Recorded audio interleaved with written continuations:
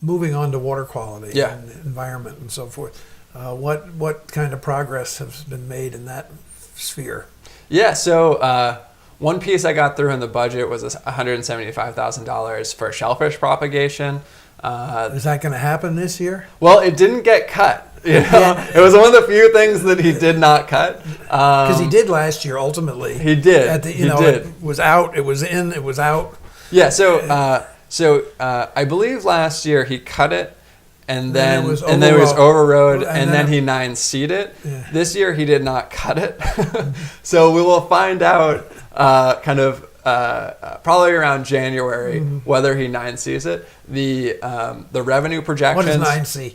9Cs are emergency cuts that the governor can make. There are the revenue figures look better this year than they did last year. So we are cautiously optimistic. Personally, we've been advocating to the Department of Marine Fisheries that they should be releasing this stuff now.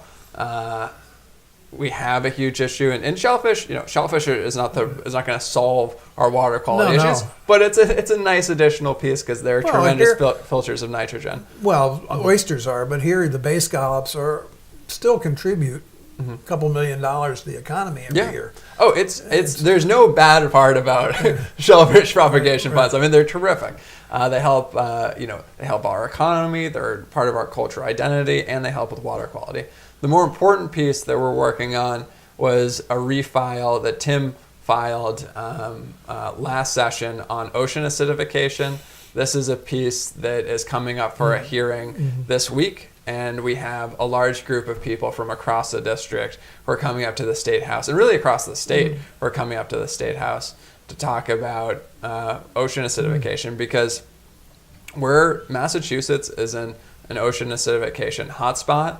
And just so your viewers know, ocean acidification is caused in large part because of global warming, because the oceans are a huge carbon sink. They absorb a lot of carbon, but also there's compounding effects with stormwater runoff and wastewater runoff that also lower the pH in the water. If the water becomes too acidic, if the pH drops too much, shellfish can't calcify and they can't form their shells.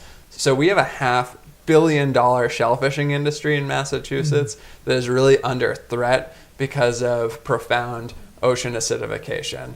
And there's a recent study that came out that showed that ocean acidification is projected to cause the largest death of marine life, more than any other contributing factor. So this is a huge issue, one that I'm deeply concerned about.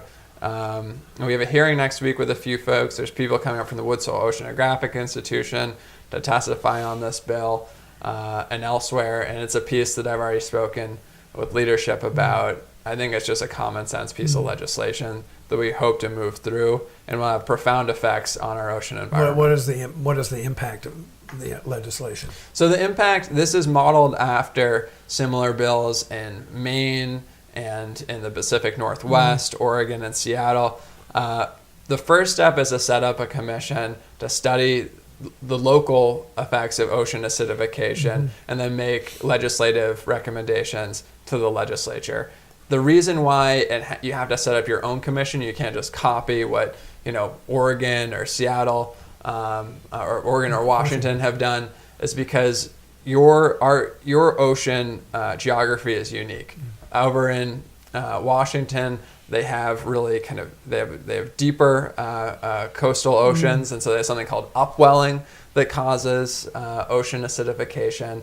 And so now that they've studied it, they can determine when there's upwelling is going to occur, and they literally will move the shellfish around. So we have a commission to set up to study our local ocean acidification and how to combat it locally. Well, that's important. I agree. It's very important. Oh, good. I know. We're going to push it.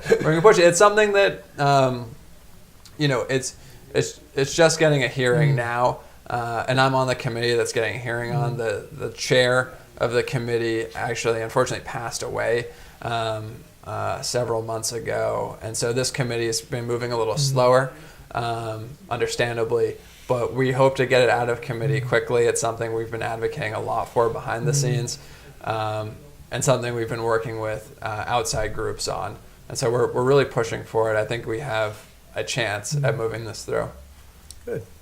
Are there any other issues you've taken up of the magnitude of these four that we've talked about? Yeah, well, I was thrilled. That you've gotten yourself interested in? Yeah, so we, back in January, I filed a bill that would sign Massachusetts onto the Paris Climate Agreement in anticipation of our president pulling out of this, worldwide agreement where literally every nation signed on, except for Nicaragua, which signed on because they didn't think it went far enough. They've since signed on.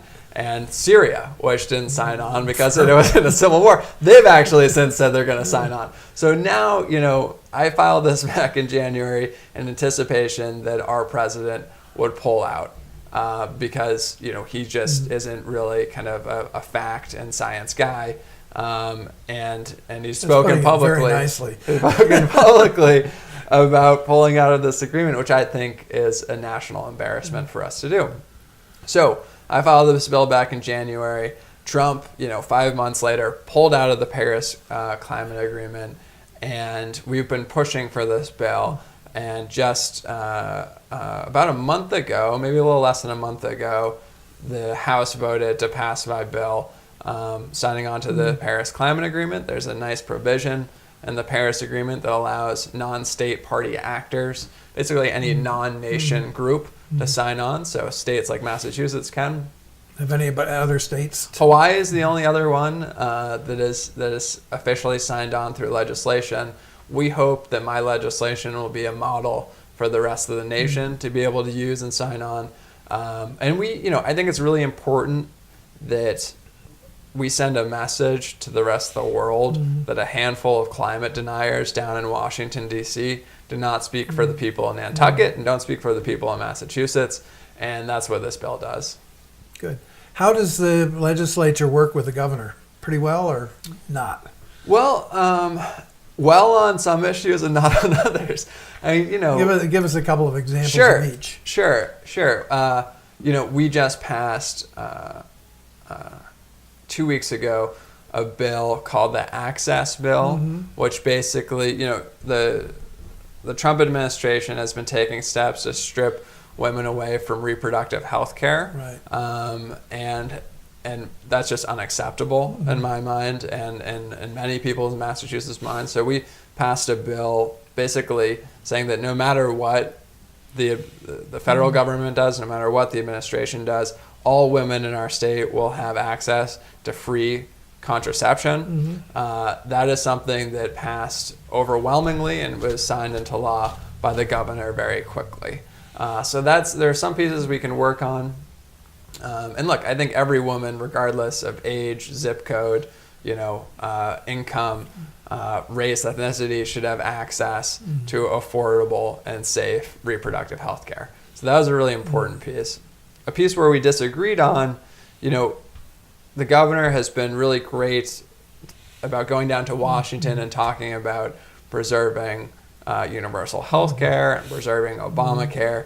But during the summer, he actually put a proposal into the budget that would have reduced health care access and raised costs for 140,000 of our poorest residents in our state. And so at a time when people in D.C. are pushing for an end of health care subsidies for low-income people, our own governor was actually doing the same thing here in Massachusetts, and we overrode him pretty overwhelmingly on that piece. And I think it's really important. Massachusetts led the nation when it comes to access to health care and universal health care, and I really think we need to continue that. And it was just unacceptable to me that the governor would try and raise prices on 140,000 of our poorest residents. Two other quick things. One, communications. We talked a lot about that. Do you feel that you're doing a good job of communicating with your constituents? Yeah, I mean, I'm here all the time. which I don't know if you've noticed, but we're here, I think that's sort of is why I asked the question. Yeah. Because I don't think most people know you're here all the time. Yeah. Well, we are. We're here very frequently. Whenever I'm here for multiple days because I don't just come over for one trip. We're here quite a bit, doing office hours, doing different forums. How do people know that? Well, it's not in the newspaper. The Inky runs. I think it runs. Sometimes it does. Office maybe. hours. We also send it out. Man About Town has ran a couple pieces. The Civic League, we did a big forum with them. I know they publicized that pretty widely. I've come here. I'm come here all the time, but also, we're taking different steps to keep people interactive. We're pretty active on social media, updating people on what we're up to. But also we have a newsletter where around 2,000 residents of the district. Is that a electronic newsletter? Yeah, we're 2,000 residents around the district. Sure, yeah, absolutely. Yeah, anyone right on the front page of my website, the first thing that pops up is say, hey, stay informed about what we're up to. Just send us your email address. And we send I missed that when I was looking at your website this morning. Come on, it's literally the first thing. I missed it. And so we give people weekly to bi-weekly updates about what's going on, what's happening at the state level, just because a lot of people don't know what's happening at the state house. And I think people just stay informed on that. That was what we're really talking about. Yeah. So keeping people in touch about what bills have gone through, what's coming up, how I feel about those pieces, and also updating people on just what I've been doing around the district. I think that's really important. As you said, one of the tenets of my campaign was community engagement and transparency and being accessible. That my personal cell phone that's in my pocket is still on the front page of my website. That I did see. And also, we also have a terrific team. I have Tom Dixon, who's my Nantucket liaison. I have Sean Keaty, who's my aide at the State House. So that people can call our office anytime between 9 to 5 and get a quick response as well. I'm also on email. I get about 300 emails a day. How many people call you? Do you get many calls? Yeah, we get about around 5 calls a day, and I get about 300 to 400 emails a day. About 200 are kind of junk mail, but a fair amount are people from the district sending kind of blast advocacy emails. I assume you're going to run again next year. Yeah, I plan to. I mean, look, it's just how long do you think you have to be in the legislature to have enough seniority to be really effective? Obviously, you've had some impact already, but presumably there's some period of time that becomes really helpful to have been there for a while to accomplish something. Yeah, well, I plan on. I mean, who knows? If people reelect me, I plan on sticking around for a little while.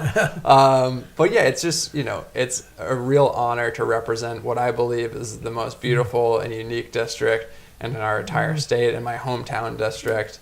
And I love doing it. I love serving the people of Nantucket and the rest of the district. And I've been pleasantly surprised. I mean, as a freshman, I secured more money in the budget than any freshman. I was the first freshman to pass an amendment to a bill, that the island-specific amendment to the marijuana piece that we're talking about, and the first freshman to pass a major piece of legislation that the entire House voted on. So I feel like not only my first term, but within my first year, I've been luckily and through the advocacy and support of a lot of people in district, I've gotten some real tangible pieces through.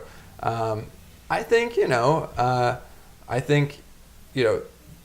being a chairman usually takes a couple terms. Right. Usually three or 4 terms. There's a fair amount of turnover in the House, so I'm hoping, if I'm lucky enough to be reelected, that in 2 or 3 terms, I could possibly be a chairman. I'm actually not the second youngest up there anymore. A 24-year-old got elected, so I'm rising through the ranks already. Yeah, but no, all joking aside. So one of the things I wanted to mention, now that I brought up this guy named Andy Vargas, he's from Haverhill, who just got elected at 24. my freshman class, I think, was probably the most diverse in the history of the House of Representatives. And we might be the youngest in the House of Representatives. There are 12 new members. 8 of us are under the age of 35. And so one of the things that I've put together in the House, and has been working with other freshman reps to put together, is kind of a group of millennial legislators to advocate for kind of some millennial specific issues. I know, yeah, you look a little afraid, but no, but there's real things. Nothing's going to impact my generation more than that of climate change.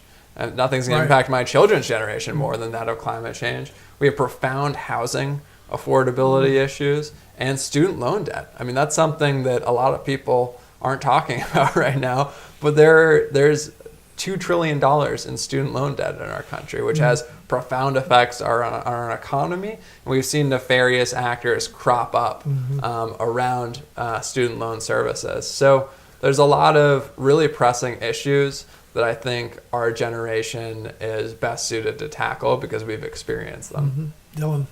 Hey, thank you. Thank you so much for representing us. I appreciate it. And wish you well, and come back soon. Yeah, bring me back. This gotta be more than once a year. That's right. Yeah. Absolutely.